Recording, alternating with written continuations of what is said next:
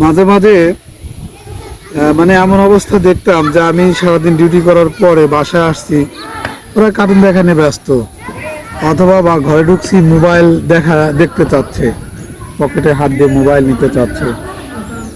তো চিন্তা করলাম যে কিভাবে ওদেরকে এই কার্টুন দেখার থেকে বিরত রাখা যায়। তো শেষে মানে মনে যায়, তো যাই হোক, একটা পর্যায়ে ঘরের থেকে টিভি নষ্ট হয়ে যায়।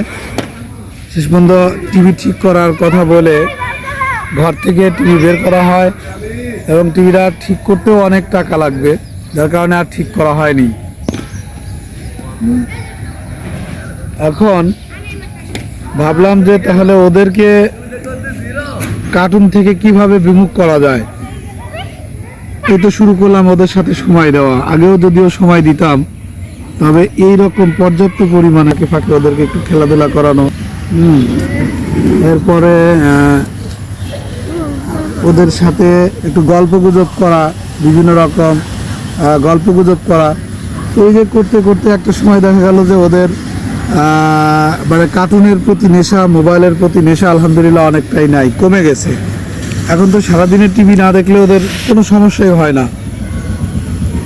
যাই হোক, সবার কাছে একটাই মেসেজ যে বাচ্চাদের সাথে সময় দেন, বাচ্চাদের সাথে খেলাধুলা করেন, ওদের সাথে গল্পগুজব করেন, ওদেরকে নিয়ে ঘুরতে যান, ধাপিত হবে, এবং আমাদের সাথে ওরা আর একটু সময় দিতে চাইবে।